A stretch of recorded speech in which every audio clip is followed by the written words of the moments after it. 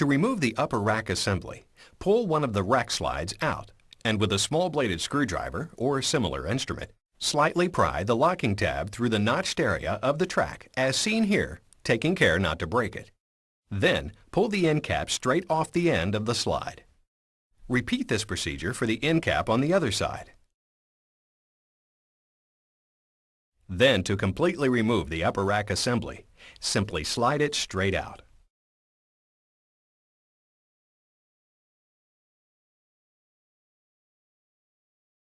Note the upper level spray arm.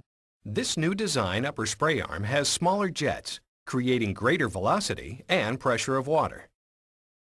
To remove the upper spray arm, the dishwasher must be pulled out and then the tub insulation removed on the top of the machine to locate the two screws as the technician is doing here. Remove the two screws on top while securing the spray arm with your hand inside the tub to prevent it from falling. Once the screws are removed, the spray arm will drop down.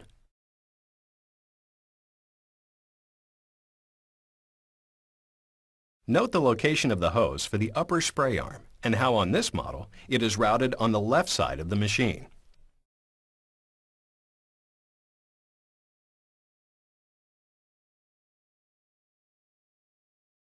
The new Power Scrub wash system with smaller jet holes and greater pressure rotates the arms and enables the water and the detergent to reach all parts of the load. More pressure ensures the Power Scrub cleaning action.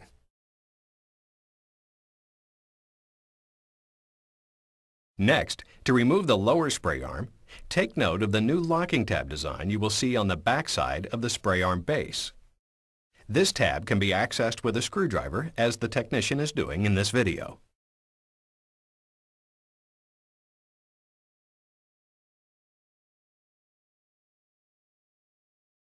Gently pry outward on the locking tab in order for the lip on the spray arm to clear the back side of the tab as seen here. Once the tab is gently pried out, the spray arm will simply pull straight up and off. Extra fine filtration has now been added to the standard tub dishwashers. It takes clean water to get dishes clean, and by adding this extra fine filter, dishwashers can filter down to 1/100th of an inch and prevent soils from redepositing on the dishware. With the self-cleaning extra fine filter, water is continuously cleaning the filter. Next, to remove the fine filter, locate and remove this one screw. Note the slight angle of the filter is normal. Now you'll just do the opposite with the locking tab by pressing slightly inward on the tab to clear the lip of the filter. This can be accomplished with your finger, as the technician is doing in this video. Note the front of the filter has a rubber coupler that must be securely in place. And on the back of the filter, you will note where the filter port fits into the hole for the sump.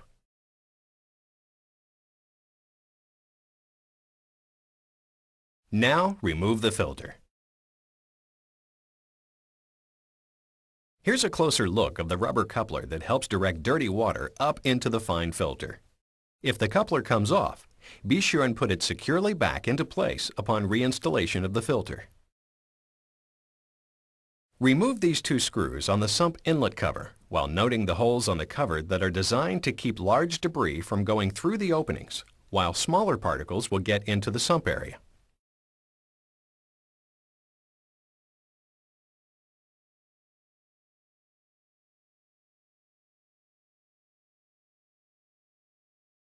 Lift up on the sump cover.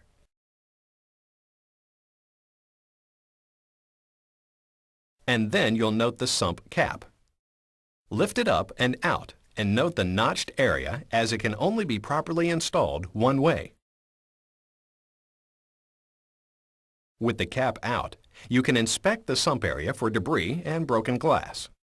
Use proper safety procedures and Kevlar gloves before reaching down into the sump area. Note the white ball seen here that is utilized in this new water distribution system, discussed in more detail on the motor video clip on this CD. And lastly, the shower base can be removed by simply unscrewing it counterclockwise and lifting it straight up.